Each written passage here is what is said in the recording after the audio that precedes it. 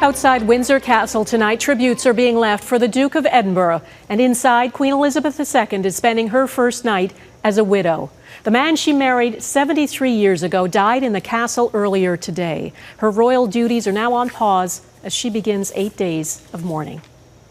Good evening and thanks for joining us. Buckingham Palace says Prince Philip died peacefully this morning. He was just 2 months shy of his 100th birthday. The official announcement was made just after 12 p.m. local time. We are interrupting our normal programmes to bring you an important announcement. In a statement, the palace said, "It is with deep sorrow that Her Majesty the Queen announces the death of her beloved husband, His Royal Highness, the Prince Philip, Duke of Edinburgh." He met and outlived a multitude of world leaders and spent decades traveling the world carrying out royal duties, leaving an impression on everyone he met. Former U.S. President Barack Obama wrote today the Duke was kind and warm with a sharp wit and unfailing good humor. Australia's Prime Minister said Philip embodied a generation we will never see again. Prince Philip met nearly every Canadian Prime Minister since 1952, including Prime Minister Pierre Trudeau and his son, Justin. I had the privilege of knowing Prince Philip almost my entire life. The first times I met him, I was just a kid here in Ottawa many years ago. But obviously, over the past few years, I've had the opportunity to have a few more conversations with him. And it is a tremendous personal as well as public sorrow that we all share. Prince Philip's death was not a complete surprise. He had been sick for weeks, yet his passing has struck a chord with many and represents the beginning of the end of an era in the British monarchy. Our Europe Bureau Chief, Crystal Goomansingh, is outside Windsor Castle for us tonight. Crystal. Donna, it has been an emotional day here in Windsor. You know, as people reflected on Prince Philip's life, many got choked up and a number actually shed tears. You know, it's after 10:30 at night here, and even still, people are coming by and laying flowers at the gates of Windsor Castle and pausing to reflect not only on the impact Prince Philip had on people here in the United Kingdom, but right around the world. The notice posted on the gates of Buckingham Palace was simple. His Royal Highness passed away peacefully this morning at Windsor Castle. It didn't stay up long, the royal family asking that crowds not gather because of COVID. After 99 years, 73 of them at the Queen's side, Prince Philip's death quickly made headlines around the world. A German newspaper calling him the Queen's greatest support. Tributes spanning far beyond Commonwealth countries. Prince Philip earned the affection of generations here in the United Kingdom, across the Commonwealth and around the world. Good night, Grandad. The nation wishes you a good sleep. To me, he's been part of my life, and his contribution to this country is enormous. The longest-serving royal consort in British history, Prince Philip had no official role, always 2 steps behind the Queen, but still finding a way to make his mark. Known as irreverent and funny, the Duke of Edinburgh liked to laugh. I mean, can you get Radio 3 on? Over the years, he made some major gaffes, but never apologized. Changed the way in which I react to things. It's part of... That's somebody's style. His style also included a great sense of duty. Philip only retired from public royal life 4 years ago.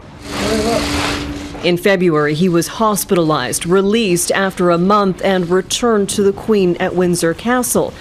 Flowers and notes are piling up, but the royal family hopes people pay tribute in other ways. They actually asked them to make donations to charities, to their favourite charities, or indeed charities that Prince Philip was involved with. So obviously they are very concerned that they don't want large crowds gathering and causing a problem. The prince's death comes as the royal family is fractured. Philip's grandson, Prince Harry, and his wife Meghan living in California after stepping away from royal life. Well, one hopes that Prince Harry is going to try and get over for the funeral, but I think Harry would very much like to come over for his grandfather. He was very, very fond of him, loved him dearly, and this might well be the opportunity for the family to heal the rift.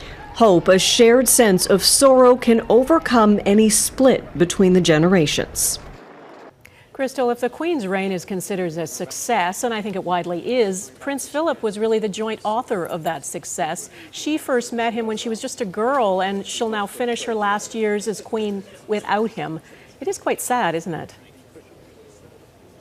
It really is, and that isn't lost on people here as they express sorrow at the loss of Prince Philip. Their thoughts quickly turn to the Queen, not as the monarch who will continue to reign alone, but as a woman who lost her husband. Prince Philip never wanted a state funeral. Apparently, he didn't want a fuss. And I guess because of COVID, the funeral will be scaled back even more. What do we know about the plans? Yeah, COVID really will change things. As you mentioned, he didn't want a fuss, and we are still waiting for official details. But whatever happens will be a much smaller gathering. As you mentioned, they don't want people leaving flowers and are encouraging virtual tributes. So we're waiting to hear those exact details, but we do know that he will be laid to rest here on the grounds of Windsor Castle. Donna? All right. Crystal Goomansingh in Windsor tonight. Thanks. Canada always held a special place in Prince Philip's heart. He visited this country more than any other. Eric Sorensen has a look back at the impact he made. In 70 years, Philip visited Canada more than 70 times. Such was his attachment to a country vast and glorious. Niagara Falls. The first trip with Princess Elizabeth before she ascended to the throne. He was still a Navy commander who valued the Canadian military. He very much appreciated and admired Canada's contributions to the Second World War. Canadian O'Kill Stewart, born the same year, was Philip's friend since their school days in Scotland. Before he died, Stewart recalled Philip's passion for this country. With regard to Canada, I found him just all gung-ho. One step behind the Queen, the Duke of Edinburgh's relationship with Canada was expansive. His devotion to the environment included the Duke of Edinburgh Ecological Reserve in British Columbia. He was a founding member of the World Wildlife Fund. I don't think that 10 years ago people were conscious of the consequences of some of the things they were doing. It was very close to his heart. From my point of view, his contribution to wildlife conservation was enormous. His sponsorship of the Duke of Edinburgh Awards inspired many young Canadians to embrace public service. Setting goals for yourself to achieve and then digging into yourself, I think maybe Prince Philip realized this is something young people might benefit from.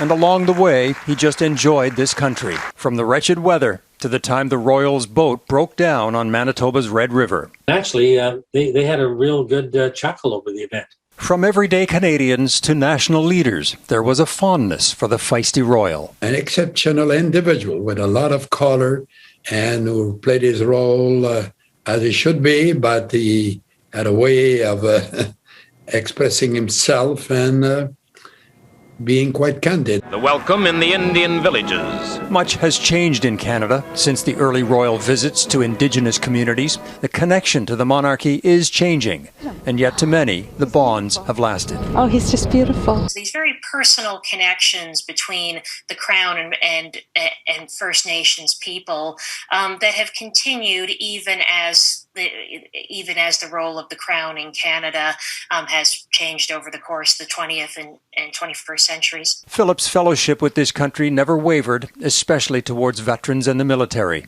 This was his last visit in 2013. In a world where there is so much senseless violence, the regiment has an enviable reputation for peacekeeping. How enduring a kinship?